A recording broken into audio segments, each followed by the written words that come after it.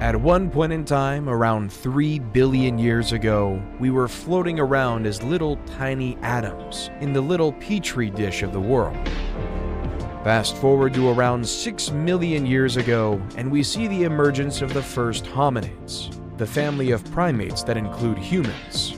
1.9 million years ago, Homo erectus was the first species to leave Africa and colonize other parts of the world. They had larger brains than their primate ancestors. Around 400,000 years ago, the first evidence of the Neanderthals. Their bodies were adapted to the cold environments of Europe and Western Asia. Their distinctive facial features were some of the most human-like ever seen. Then came us, the only surviving species of the Homo genus. But how did Homo sapiens rise into a global dominance through the mechanism of civilization?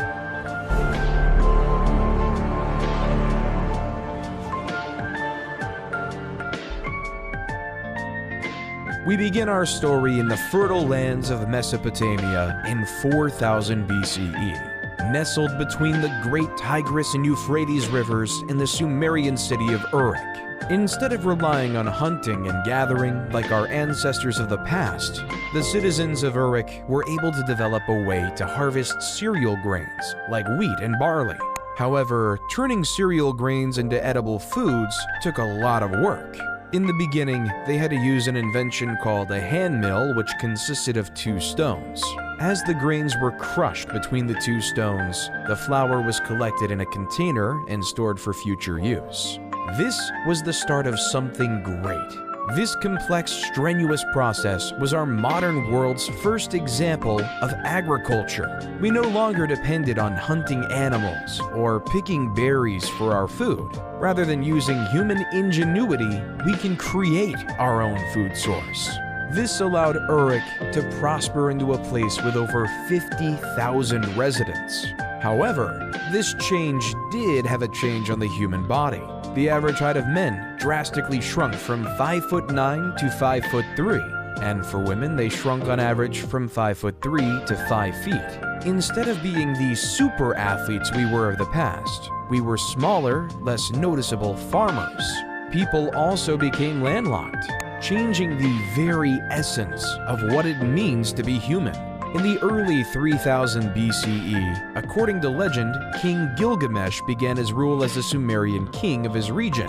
One of the world's earliest poems, the Epic of Gilgamesh, describes the story of Gilgamesh and his quest for immortality. He meets a wise traveler named Utnapishtim, who tells a story of a great flood sent to destroy the world. Towards the poem's end, Gilgamesh says, "Life, which you look for, you will never find. For when gods created man, they let death be his share, and life withheld in their own hands." However, by the end of 3000 BCE, the Akkadians ousted the Sumerians. Sargon the Great took power and conquered all of Sumeria.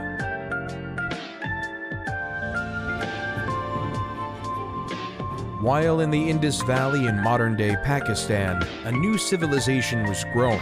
The Indus Valley Civilization, 3300 to 1300 BCE, was most notable for its highly advanced toilet system. The toilets were built with a seat and a chute that led to the underground drainage system. The sewage was then carried away from the homes through a network of covered drains, preventing disease spread.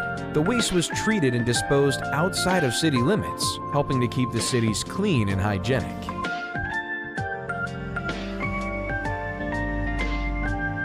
While in Egypt, they were more consumed with building pyramids than basic human plumbing.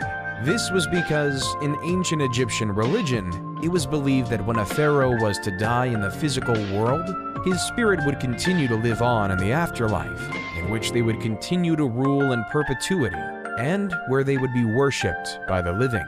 Inside these pyramids, the pharaoh's body was carefully mummified, a process believed to preserve his physical form and help ensure his spirit's journey to the afterlife.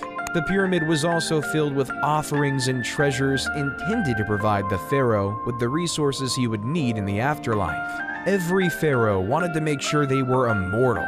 They wanted to succeed in the afterlife. They wanted to be worshipped forever. That's why it was an utmost priority for Egyptian pharaohs to build pyramids for themselves when laid to rest. It started when Pharaoh Djoser, 2667 to 2648 BCE, built the Step Pyramid at Saqqara, followed by Sneferu, 2613 to 2589 BCE, who built several pyramids, such as the Bent Pyramid and the Red Pyramid.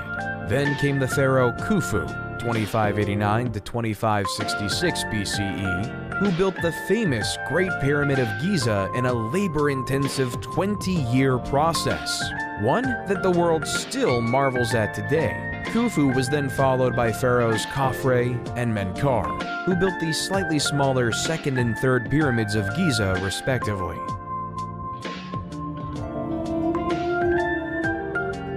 While over in China in the year 2100 BCE, the first Chinese dynasty was upon us. Like the people of Mesopotamia, the Chinese were ever reliant on agriculture, producing rice, wheat, and barley among other crops. However, as legend has it, the Yellow River flooded. These massive floods would destroy all the crops, leading to massive famine and suffering. However, not all was to be lost because Yu the Great was on his way. Yu was so distraught by this problem that he would spend his days traveling up and down the Yellow River. He found ways to divert the rivers by building levees and dikes so that he could regulate the waterways. Then, after 13 years of hard work, the floods could no longer wreak havoc on the land. The people were overjoyed, and Yu was hailed as a savior. That was the start of the first Chinese dynasty, the Jia dynasty. Though the accuracy of this tale is questioned by historians, it does establish an important precedent. The idea is that power ought to follow one's merit.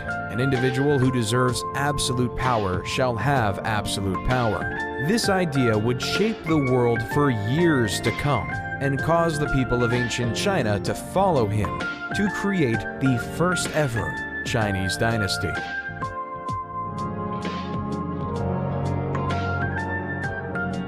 While back over in Mesopotamia, around 1772 BCE, a Babylonian king named King Hammurabi created the basis of the legal system as we know it today. Hammurabi ordered the creation of a 7-foot-tall, 2-foot-wide stone slab.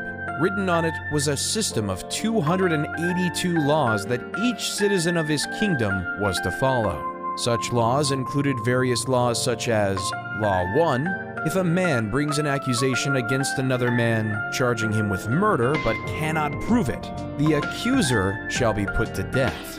Law 196, if a man destroys the eye of another man, they shall destroy his eye. Law 197 says, if he breaks another man's bone, they shall break it. Law 199, if he destroys the eye of a man's slave or breaks the bone of a man's slave, he shall pay 1/2 his price. However, what King Hammurabi did was create a society based on laws. He laid out strict laws, placing people into certain castes of life and value. Everyone was worth a different amount based on what class they were in society. There was no illusion of equality in ancient Babylon. Instead, it was pretty clear the value of a noble's bone was worth more than a plebeian's, which in turn was worth more than a slave's. An idea we continue to see throughout history.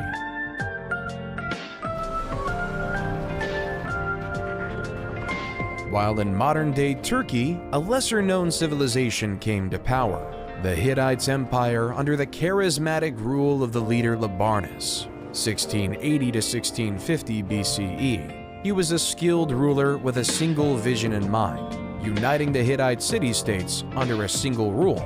Labarnus led his army from city to city, conquering neighboring city-states and making alliances with their leaders. He was a shrewd diplomat, and he used his diplomatic skills to win over the hearts and minds of the people. Eventually, Labarnus became the ruler of all the Hittite city-states and established the empire. He was a just and fair ruler and was loved by his people. Under his rule, the Hittites prospered, and their territory expanded, leaving them right next to their neighbors in Egypt.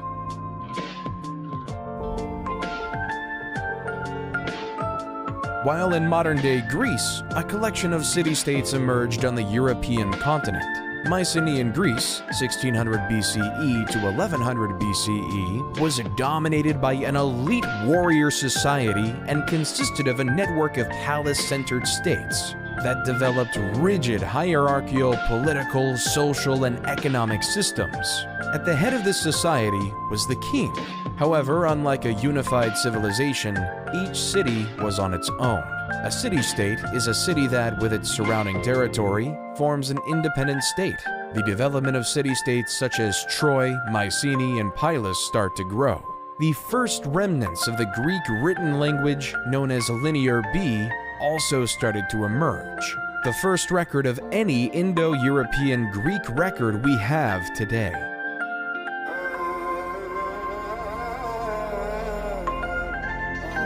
While back in Egypt, they started to create a social pyramid of another type, the Egyptian social pyramid. Like the Great Pyramid of Giza, it is more prominent at the bottom and tinier at the top.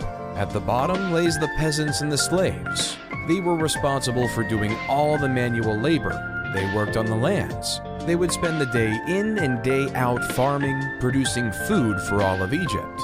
Then, when the season to farm was over for the year, they would work on the pharaoh's massive building projects, literally building the pyramids.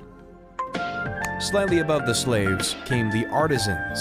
They were the stonemasons, the plasters, and the sculptors who created the exuberant art the wealthy desired, and for Egypt is most known for today. Then came the merchants, who spent their days navigating the Nile, trading gold, papyrus, and linen to anyone who could afford it. They were well respected and able to make a healthy profit by selling. Then came the scribes. These masters of the world would go to specialized scribe schools just to master the language of ancient Egyptian hieroglyphics. In practical use, these scribes took account of the stores of food, various tax documents, and even the daily lives of the pharaoh. After the scribes came the soldiers. The soldiers were tasked with protecting the Egyptian empire. They dedicated their lives to defend or make preemptive strikes against their enemy. Generally, they were well fed. Then, near the top, came the bureaucrats. These high-ranking government officials did essential tasks at the top of society, like the viziers, who ran the logistical tasks necessary to run a civilization. The priests oversaw taking care of the temples to ensure the gods were well cared for. The nobles oversaw specific regions of the empire and kept order in said regions. At the top, the purpose of everyone below was the pharaoh, the king and the mediator between the gods and the world of men. The pharaohs will be known to be supreme, and all must succumb to it. When the pharaoh dies, he will be buried in a pyramid in which he will help eternally rule over the Egyptian empire. Egyptian society was created to serve the pharaoh. Taxes were taken from the farmers for the pharaoh, and artisans made unique crafts for it. The merchants ensured the pharaoh was well supplied with the needed goods. The scribes would follow the pharaoh and record his thoughts. The soldiers made sure his empire was protected. The bureaucrats did the jobs the pharaoh couldn't do, while the pharaoh sat at the top and communicated with the gods. Pharaoh Ramses II, 1279 to 1213 BCE, accomplished many extraordinary things by living in this social system. He orchestrated the construction of the Temple of Abu Simbel, the Ramesseum, and the Temple of Karnak. He was also able to grow the Egyptian empire and reconquer lands lost by other pharaohs, except for the land claimed by the Hittite Empire.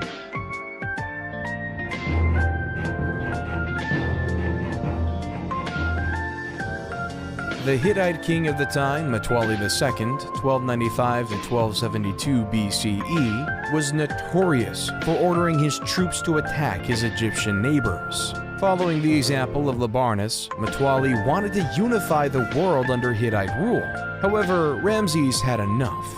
Other pharaohs in the past have tried to stop the Hittites, but he knew if his empire was to ever succeed, he needed to attack back. His target is the city of Kadesh. Ramses rode in on his chariot with 4 divisions of 20,000 men ready to dominate and kill Mutwalli. However, the Hittites already knew of the incoming Egyptian invasion through espionage. They fortified their city with 40,000 of his own men. A war was about to commence. Ramses decided to split up his divisions to force Mutwalli out, but yet Mutwalli never did. A gruesome mistake. Splitting up his forces left him exposed, unable to get an advantage, allowing Mutwalli and the people of Kadesh a chance for victory. Historians believe that all they did was come out from the fortification of Kadesh and trap Ramses II's forces in his army by the river. But yet, for some unknown reason, they never did, leaving the Battle of Kadesh to end in a draw. After the battle, though, both sides decided it would be best to stop attacking each other, that they should live in peace and unity in this world. Then, after the death of Mutwalli, the new king Hattusili III took the throne of the Hittite Empire. Through the means of messengers in the year 1258 BCE, both Ramses and Hattusili signed the first peace treaty to ever exist. Reading in part, Ramses the Great King, the king of the country of Egypt, shall never attack the country of Hatti to take possession of a part of this country. And Hattusili, the great king of the country of Hatti, shall never attack the country of Egypt to take possession of a part of that country. Then, a period of friendship occurred between these two once warring nations. The Hittites were skilled in metalwork and taught the Egyptians to make superior weapons and tools. At the same time, the Egyptians, master of agriculture, shared their knowledge with the Hittites, trade for the benefit of both civilizations. Both civilizations prospered because of this. Peace can lead to prosperity. The agreement was kept in place until around 1200 BCE because that's when the Hittite Empire fell, because of the constant attacks they faced from the Sea People, leaving the Hittite Empire to be lost in the state of history.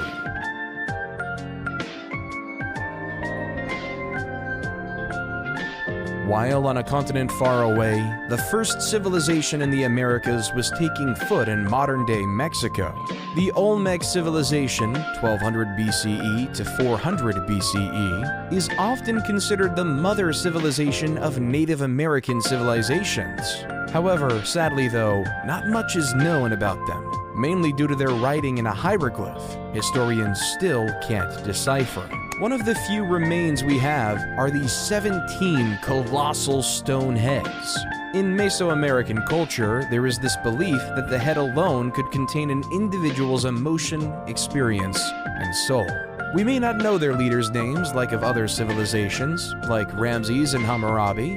When looking through the eyes of a stone head, we can still feel their presence. And in some ways, they remain immortal, enshrined in history. For one day we may learn who they are. While in the east, the Zhou dynasty, 1046 to 256 BCE, in China was taking its stride. The Zhou dynasty gained power because of the failures of the less critical Shang dynasty. They believed in the idea of a mandate from heaven. This resulted in 4 principles in the Chinese dynastical structure that would be repeated repeatedly. 1. Heaven grants the emperor the right to rule. 2. Since there is only one heaven, there can only be one emperor at any given time. 3. The emperor's virtue determines his right to rule. And 4. No one dynasty has a permanent right to rule. A ruler in dynasty could lose the mandate from heaven, and the heavens weren't always on the side of the rulers. Over time, it will fade into another dynasty. The heavens would send signs of droughts, famines, floods, and earthquakes across the land, signaling they'd lost the blessing from above. This is how the Shang dynasty fell, and the Zhou dynasty grew to prominence. The Zhou dynasty brought another style of government and the creation of feudalism. The system was straightforward, leading to another social pyramid. At the bottom lay the peasants, who were tied to the land and whose job was to produce crops for the empire. Then came the soldiers, whose job was to protect the lands from foreign invaders. Then the lords, who owned the land and taxed the peasants a portion of their crops. who in turn, the Lord gave some of their crops to the king. The person in charge of the whole empire, the king, would then receive more crops and become very wealthy. All profits go to the king, and all work goes to the masses. Why would anyone just settle for a life of farming day in and day out? There are two reasons for this phenomenon. The first reason was due to necessity. It took many more people to feed an empire and a family back then. And the second reason being philosophy. Towards the end of the Zhou dynasty, the beginning of Eastern philosophy was created. Confucius created a philosophy system justly named Confucianism, which is focused on the importance of respect, loyalty, and responsibility in all relationships in life. A central concept of Confucianism is called Li, which can be translated as rituals, customs, or manners. Li refers to the formal and informal social conventions that guide societal behavior. It is seen as maintaining order and harmony in social relationships, while Lao Tzu created another philosophy called Taoism. The word Tao means the way or the path. And Taoism teaches that individuals should seek to align themselves with the natural flow of the universe, rather than fighting against it. Live your life as peacefully with yourself as possible.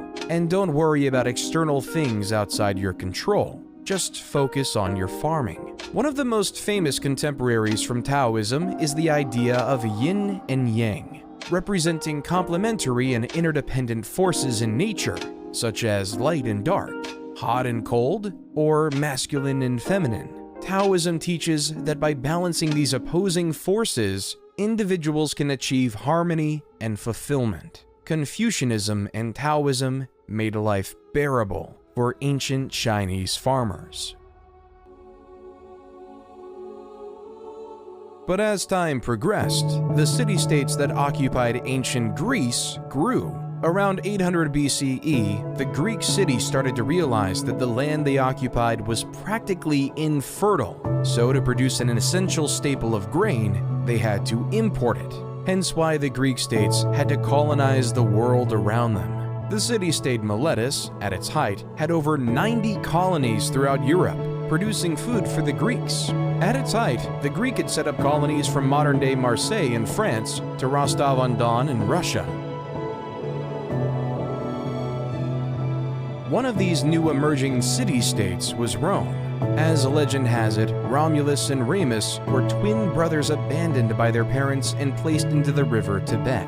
As the basket floated across the river, a female wolf discovered the two orphans and nursed them back to health. When Romulus and Remus became adults, they decided to find a city where the wolf rescued them. However, this created turmoil as both brothers wanted the site to be named after themselves. As Romulus and Remus fought relentlessly, eventually Romulus came up with the final blow and killed Remus, creating Rome in 753 BC. While the Greek city-states might have been colonizing, Cyrus the Great was about to take over an empire. At the time, the Persians were subjugated to the rule of the Medes Empire. According to legend, after his grandson Cyrus was born, King Astyages of Medes had a vivid dream that his little grandson would one day stage a revolt against him. King Astyages knew what to do and ordered his chief advisor to kill the baby. But the chief advisor gave the baby off to a shepherd to be raised instead. However, troubles weren't over for Cyrus. When he was 10, King Astyages found Cyrus. King Astyages wanted to kill him because the dream was very clear. This man will revolt against you. Yet, against his better senses, Cyrus was allowed to live. King Astyages' biggest mistake. When Cyrus was a man, he gathered his army and revolted against his maternal grandfather. The two, but as prophecy had it, Astyages surrendered in 550 BCE. However, Cyrus wasn't done conquering. He conquered Babylon and became the supreme ruler of Mesopotamia and even the Indus Valley civilization. The world was in Cyrus's hand. Cyrus then took over the Greek colony of Ionia in Asia Minor, leading a great Persian empire. And then he died, leaving it all in the air for the next great Persian king, Darius the Great. While back in Greece, various city-states started to gain power, but two were at the forefront: Sparta and Athens. Sparta was a military powerhouse. The famous Spartans believed everything should focus on physical strength and war. When a new young Spartan was born, it would be slaughtered if it didn't look healthy. Boys were taken from their families at a young age and were trained to become soldiers. The brutal training included physical conditioning, weapons training, and harsh living conditions. The entire life of a Spartan was to win a war. Their society reflects it with three main groups. The ruling class consisted of aristocrats who held political power, the free non-citizens, who were not allowed to participate in government but were still expected to serve in the military, and the helots, a group of enslaved people that provided labor for the Spartan state. Life in Sparta was harsh, brutal, and militaristic. While their neighbors up north were experimenting with this idea of democracy, Athenian democracy was a highly complicated mess. There were two branches, the Council of 500 and the Assembly. The Council of 500 was selected randomly by a process known as sortition. Athens itself was made up of 10 different tribes. Each tribe was responsible for providing 50 citizens to serve for 1 year in the Council of 500 via random selection. Each eligible citizen would be given a personalized token. Those tokens were inserted into a particular machine called a clariturion. This long-lost technology included tubes and balls, which somehow selected 50 residents of each tribe to join the illustrious Council of 500. While in the Assembly, there was a system in place that said that every single citizen had a vote.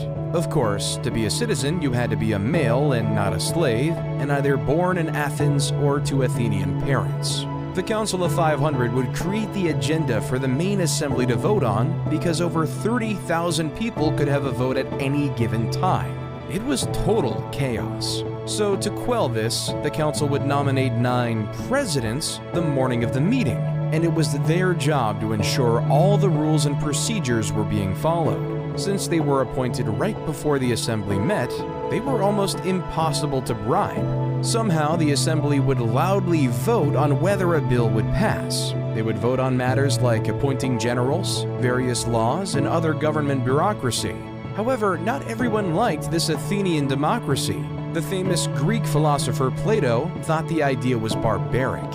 In Book 6 of his seminal book, The Republic, Plato writes, "The true navigator must study the seasons of the year, the sky, the stars, the winds, and all the other subjects appropriate to his profession if he is really fit to control the ship. Think that it's quite impossible to acquire the professional skill needed for such control, and that there's no such thing as the art of navigation." How much could a randomly selected member of the Council of 500 really know? How much could he fully contribute to society? Should we allow a random member of society to have any power? Instead, Plato would advocate for the idea of a philosopher king, a man who studies wisdom, logic, and reasoning, a man who dedicates his life to understanding how to be just, a man who will become the navigator of wisdom. Plato would rather say, the society we have described can never grow into a reality or see the light of day, and there will be no end to the troubles of the states, or indeed, my dear Glaucon, of humanity itself, till philosophers become rulers in this world, or till those we now call kings and rulers really and truly become philosophers, and political power and philosophy thus come into the same hands. There's just one issue with Plato's quote. Every leader thinks they're a philosopher king. Everyone thinks their thoughts are the best. Everyone thinks their ideas are the wisest. From Yu the Great in China, to Labarnus of the Hittite Empire, to Siddhartha Gautama of the Kingdom of Magadha in India.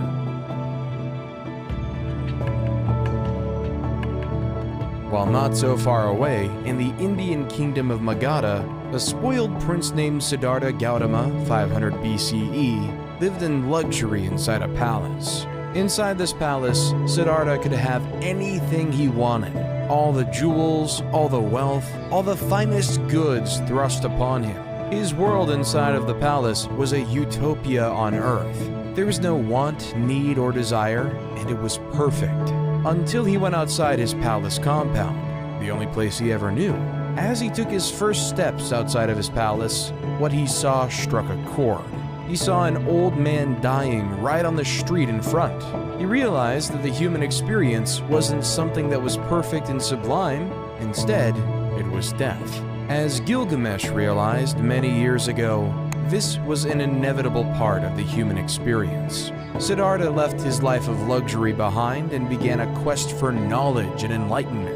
He studied with spiritual teachers and meditated for many years, searching for answers to life's big questions. Finally, after 6 years of seeking, he sat down under a fig tree and meditated until he achieved enlightenment. Enlightenment is a state of inner peace, in which one has transcended the limitations of the ego and is in touch with a universal consciousness or divine essence. It isn't a fixed and permanent thing, but rather an ongoing process of growth and development. But under that fig tree, Siddhartha became known as the Buddha, or the Awakened One. He would spend the rest of his life traveling the countryside, becoming close to the Enlightenment. Darius was determined to follow in his father's footsteps and take over the world. After finalizing their rule over the city-state of Ionia, the Persians were on a quest to take over Greece. Darius and his 20,000 men came to the city of Marathon in the year 490 BCE, a city 26.2 miles away from Athens. The Athenians were vastly outnumbered, with only 10,000 men. As the Persians were trying to regroup, the powerful Greek hoplites crushed the weaker Persian foot soldiers by routing the wings before turning towards the center of the Persian line. The remnants of the Persian army fled to their ships and left the battle. Early historians believe the battlefield littered 6,400 Persian bodies, while the Athenians lost only 192. So the Persians retreated, and an Athenian messenger named Pheidippides ran the 26.2 miles from Marathon to Athens, exclaiming with joy how the Athenians just beat the mighty Persian Empire. All of Athens went crazy with this fantastic news, hence leading the Pheidippides' historic trek to be sketched into history as the world's first marathon. However, the Persians weren't done. Even with Darius I dying of mysterious circumstances, his son, Xerxes I, took over the crown and wanted to complete his grandfather's legacy. In 480 BCE, Xerxes I wanted revenge, so he brought his enormous invasion force of over 100,000 soldiers and was dead set on conquering Greece. Then, at a narrow pass at Thermopylae, the Spartan king Leonidas had his force of 7,000 Spartans maintain the defense. Leonidas knew of his disadvantage and developed a bold and daring plan to defeat the Persians. Rather than waiting for the Persians to attack, Leonidas ordered his soldiers to make a surprise attack on the Persian camp, catching the Persians off guard and disrupting their formation. Despite their success, the Greek army was ultimately overwhelmed by the Persians, who attacked from all sides and eventually broke through the Greek defenses. Leonidas and his soldiers fought with courage and determination. Still, they were ultimately defeated. Then came the Battle of Salamis, where the Greeks could change the tilt of the war in a naval battle between the 500 Persian trireme and 300 Greek trireme. It didn't look good for the Greeks. Still, the great Athenian general, Themistocles, employed his plan to move the Persian fleet into the narrow straits of Salamis and hit the enemy fleet so hard that it had nowhere to retreat. After a massive sea battle, Themistocles won Greece the victory and changed the face of the war.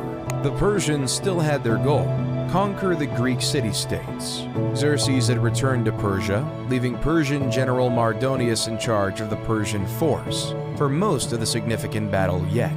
After diplomatic talks ceased, Persia knew they had to attack. As the Persians sent their troops to Plataea, the Greeks knew they had to work together. With 30 various Greek city-states working together, they were able to field a massive 110,000 hoplite army with the primary purpose of defeating Persia, though that was nothing compared to the estimated 150,000-man army of Persia. The battle was fierce and intense, with both sides fighting with ferocity and determination. The Greek hoplites continued to be effective against the Persian cavalry and archers. The Greeks also strategically used the terrain, fighting on a slope that helped offset the Persian numerical advantage. In the end, the Greeks defeated the Persian forces and secured a decisive victory. The Persians suffered heavy losses, and Mardonius was killed in the fighting. The Battle of Plataea marked the end of the Greco-Persian Wars and the Persian threat to Greece.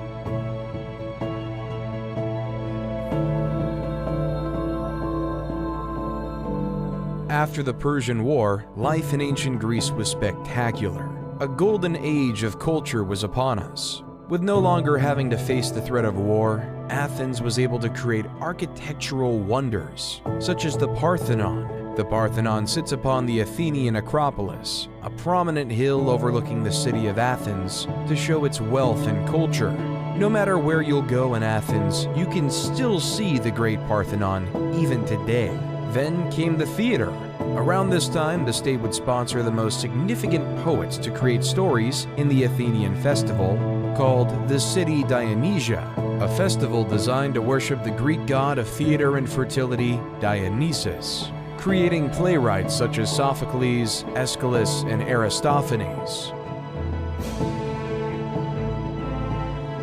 States were hungry for power.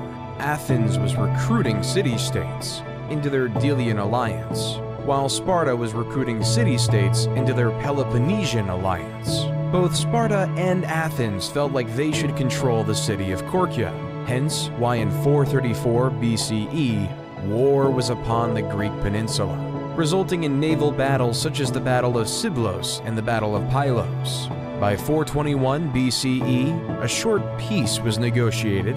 However, this peace would not last, and Athens had their eyes on Sicily. Initially, the expedition was going well. The Athenians established alliances with several Sicilian cities, and won several minor skirmishes against the Sicilian forces. But soon, Alcibiades, one of the greatest naval generals in history, was recalled to Athens to face charges of sacrilege.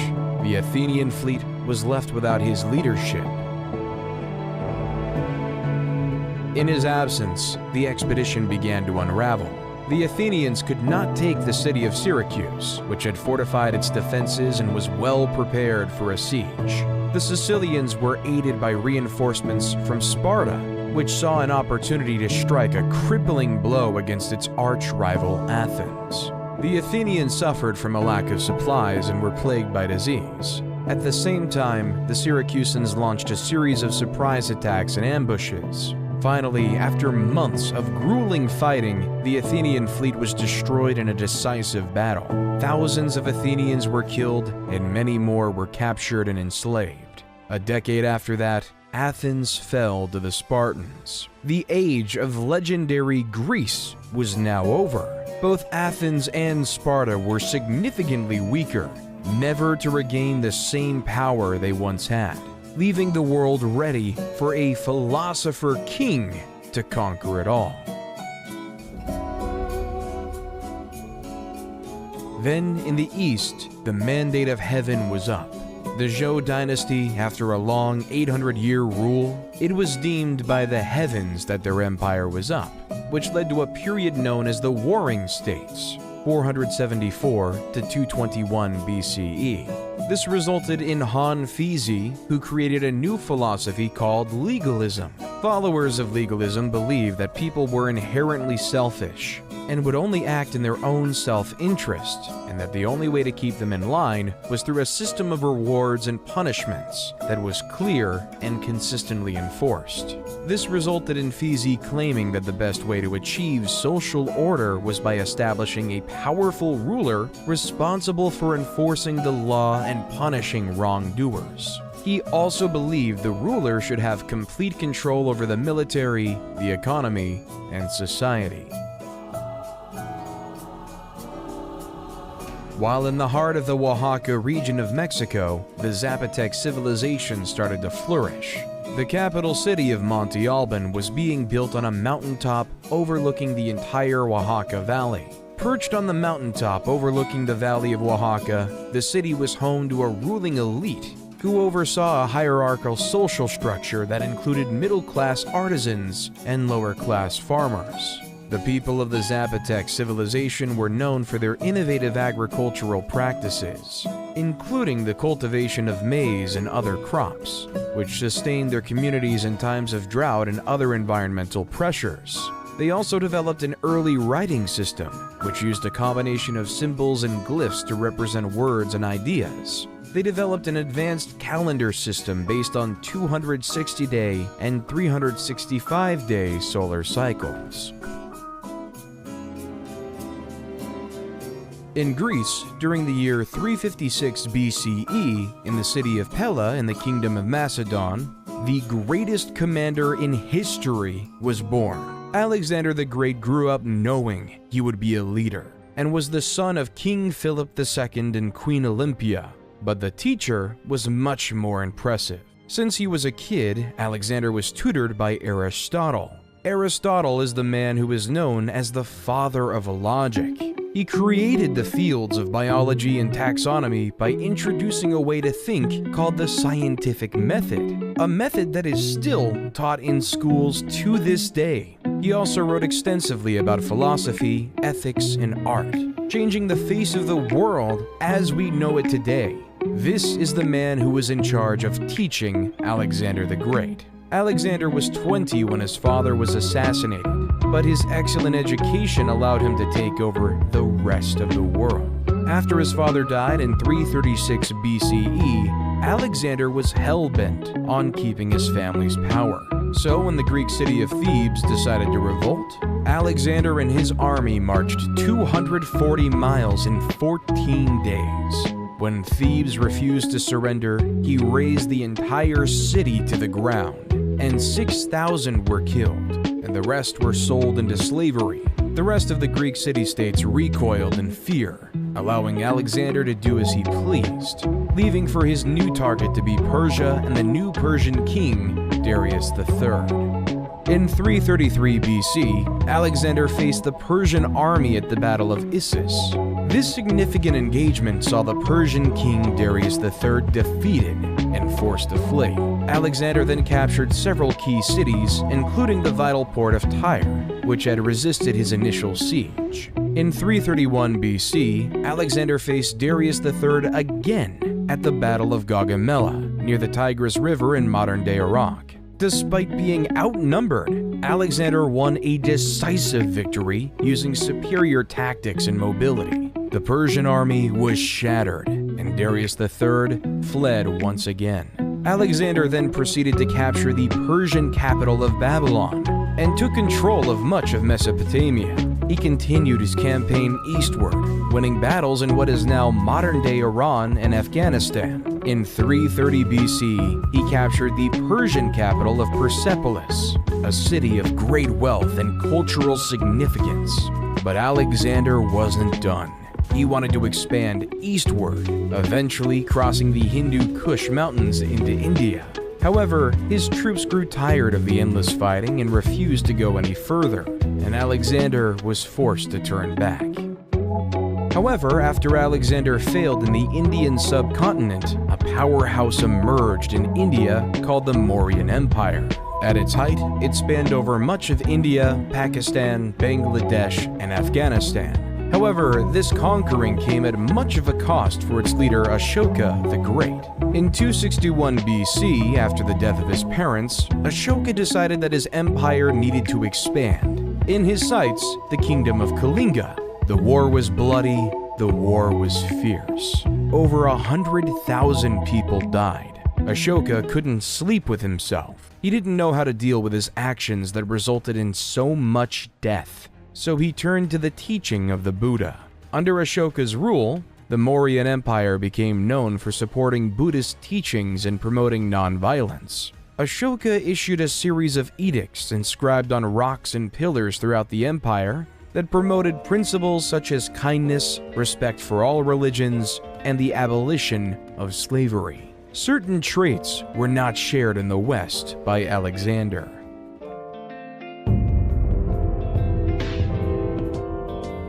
In the West, it was deemed honorable to die in combat, and a hero's death would be remembered forever.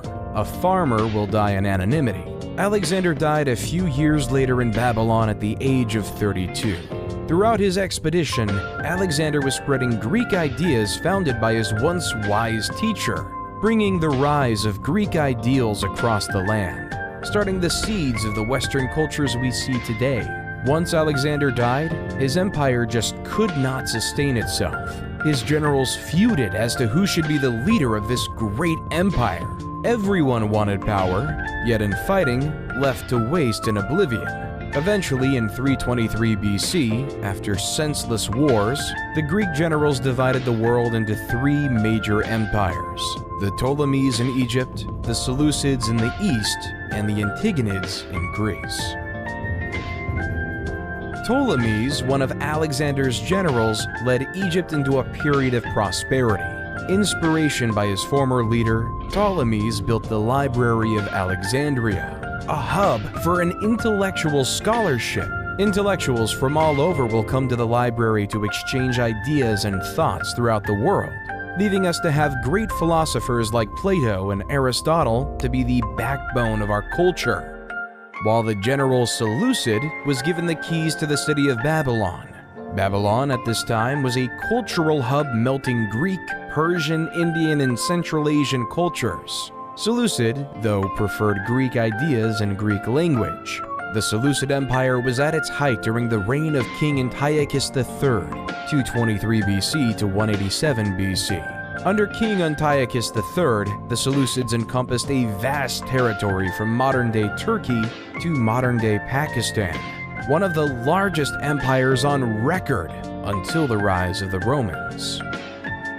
While the Antigonids did not have nearly as much success. By the time Antigonids I took power, the Greeks were just a shell of what they once were. The age of the Greeks was behind us. The Ptolemies, the Seleucids, and the Antigonids went astray from the Roman Empire. However, for Rome to rise, it had to face a powerful foe, Carthage. Both Rome and Carthage had a desire for the same city-state, Messina, on the island of Sicily. This would give either civilization a foothold to grab power in the Mediterranean. The First Punic War was upon us, and after 20 years of fighting, in the year 241 BCE, and the defeat of Carthage, the Treaty of Lutatius was signed. The peace, though, was short-lived. In 218 BCE, the Second Punic Wars began when the Carthaginian general Hannibal invaded Italy with his army, including elephants, to conquer Rome.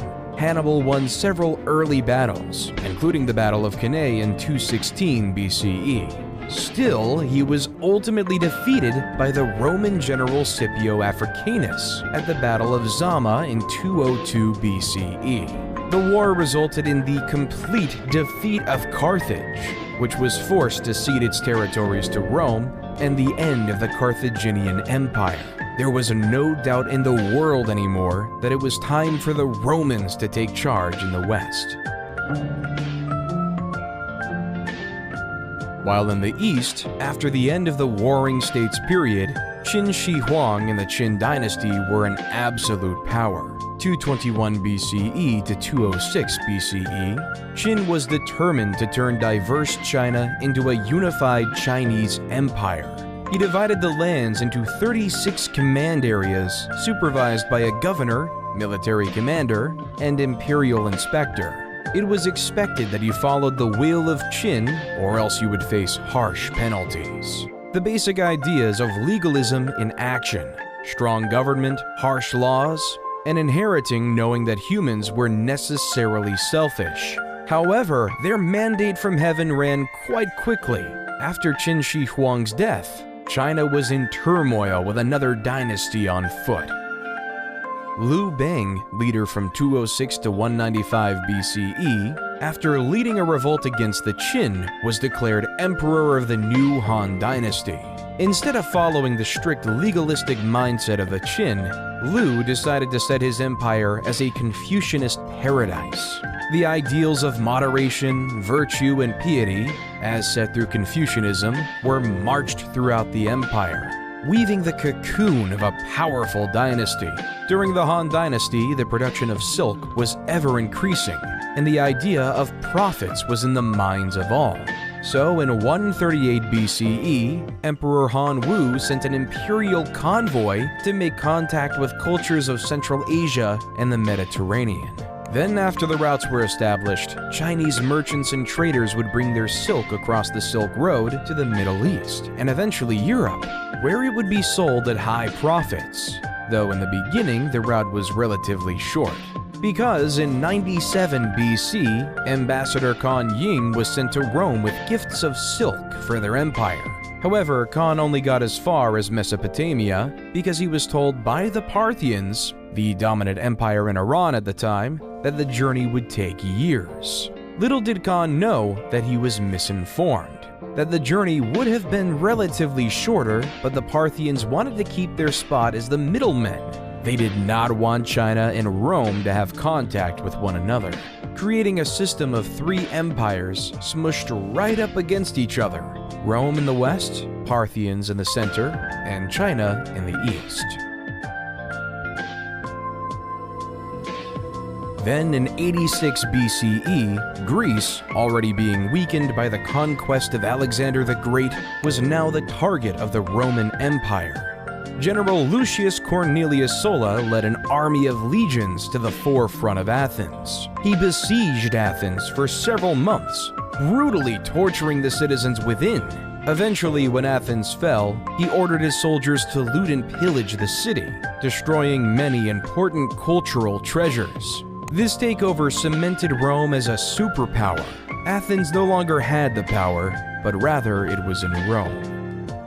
While in 63 BCE, General Pompey was tasked with capturing Jerusalem and the region of Galilee, the Romans quickly captured the cities, forcing Galilee to be placed under Roman rule, including a small village called Nazareth. The Romans' desire to expand didn't end in Galilee, though. In 58 BCE, Julius Caesar was appointed governor of the Roman Province of Sicilian Gaul, northern Italy, with the express assignment of conquering the rest of the Gauls. At the time, the Gauls were a group of Celtic peoples who lived in that area that is now France, Belgium, and parts of Switzerland, Germany, and Italy. However, it was Caesar's job to take over these Celtic tribes, while the Gauls, who were insistent on their independence, all had to work together under the leadership of Vercingetorix in a last-ditch attempt to stop the Romans. As Caesar brought his troops to Alesia in 52 BC, war was upon. Alesia was surrounded by a double wall and a ditch, with additional fortifications on the town's hills. Vercingetorix had gathered a large force of Gallic warriors inside the town. In contrast, Caesar had assembled a sizable Roman army outside the walls. Caesar realized that a direct assault on the town would be complex, so he surrounded the Gallic forces and starved them into submission. He ordered the construction of a series of fortifications around Alesia, including a circumvallation wall that encircled the town, and a second wall and ditch that faced outward to defend against any attempts to break out. Over several weeks, Caesar's forces engaged in a grueling siege of Alesia, with both sides suffering heavy losses. The Gallic warriors inside the town made several attempts to break out, but they were repelled by the Roman forces. The tide of the battle turned in favor of the Romans when a second Gallic army, led by Vercingetorix's ally Commius, attempted to relieve the siege. Caesar sent a detachment of his forces to intercept the Gallic reinforcements. After a fierce battle, the Roman soldiers emerged victorious. With his forces surrounded and facing starvation, Vercingetorix was forced to surrender. He emerged from Alesia and offered himself as a prisoner to Caesar. effectively ending the Gallic resistance to Roman rule. Throughout the next 2 years, Caesar crossed the Gallic Empire, conquering and implementing it into Rome. The Gauls were implemented into Rome, even gaining citizenship within the empire.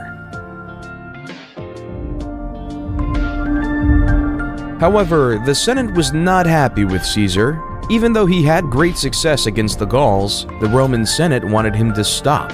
They did not like the popularity Caesar was gaining, nor the power he was controlling. So the Roman Senate called upon Caesar to resign his command and disband his army, or risk being declared an enemy of the state. This led Caesar to an essential choice to make. Will he either follow the will of the Roman Senate or ignore them and start a bloody civil war? Roman law at the time prohibited any general from crossing the Rubicon River and entering mainland Italy with a standing army without the expressed permission of the Roman Senate. To do so would be treason, and this tiny stream would reveal Caesar's intentions and mark the point of no return. Civil war was imminent as Caesar and his army marched over the Rubicon.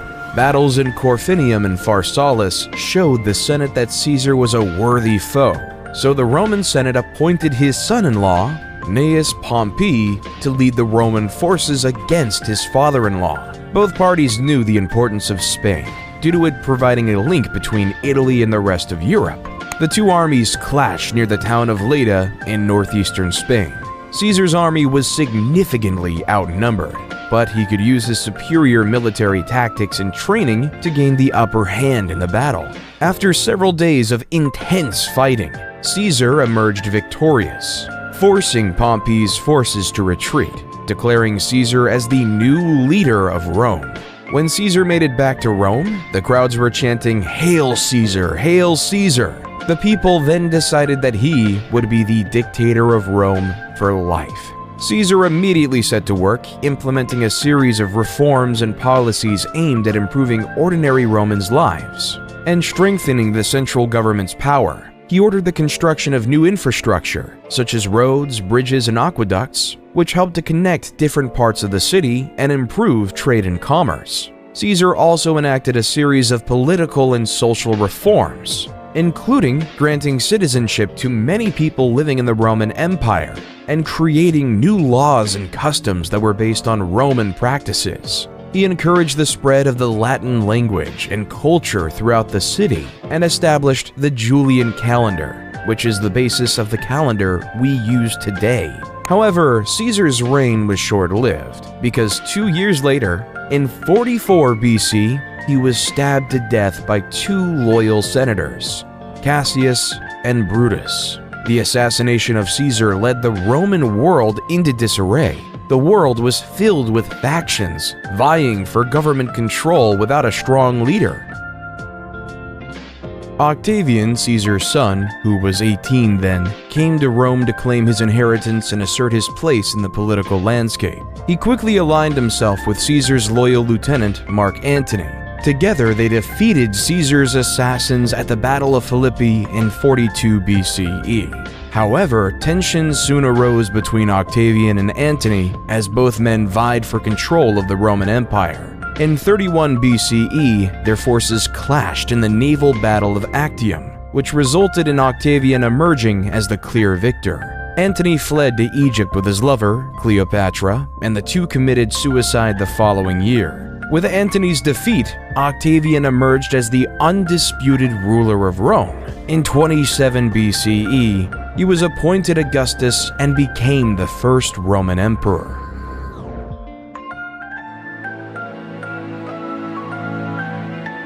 During Augustus's reign, a man who would change the world was born in the Roman-occupied city of Bethlehem, Jesus Christ. The Gospel of Luke says, "In those days a decree went out from Caesar Augustus that all the world should be registered. This was the first registration when Quirinius was governor of Syria, and all went to be registered, each to his own town." Luke 2:1-3. This census was an essential factor in Roman society because it established the population counts in these various communities, making it possible to tax these various citizens. So the highly pregnant Mary and her betrothed husband Joseph had to travel 90 miles on foot from Nazareth to Bethlehem to complete this legally required Roman census. When they arrived in Bethlehem, many other descendants of the King of David, or members of the Jewish faith, were also going to Bethlehem for the census. They found out that there was no room for them in the inn, so they were forced to take shelter in a stable where Mary gave birth to Jesus. Jesus was later named King of the Jews. After Jesus' birthday and the completion of the census, Mary and Joseph returned to Nazareth with their extraordinary son. As the years of Jesus went on, stories about him grew. More and more followers began to worship Jesus as their Messiah. They claim that he can catch an endless amount of fish. They claim that he can cure the blind. And they claim that he was the Son of God. So these followers, specifically his disciples, started to write down his entire life journey. 4 of his closest disciples, Matthew, Mark, Luke, and John, wrote down the main chunks of the book in these parts called Gospels. Each of these Gospels covered almost all of the same events, the narrative life of Jesus Christ. This narrative testimony of a child born in a stable changed the world forever. Even though many loved Jesus, some viewed him as a threat. Emperor Tiberius succeeded Augustus and reigned from 14 AD to 37 AD. Tiberius was notorious for his delators, a network of informants rewarded for spying and reporting on suspected traitors and criminals. Criminals reported on by the delators had to face a treason trial, often resulting in executions or forced suicides. His prefect of Judea at the time, Pontius Pilate, was no stranger to the harsh punishment of traitors. As Jesus was influencing more and more people, he became more of a political threat. So, following the guidelines of Emperor Tiberius,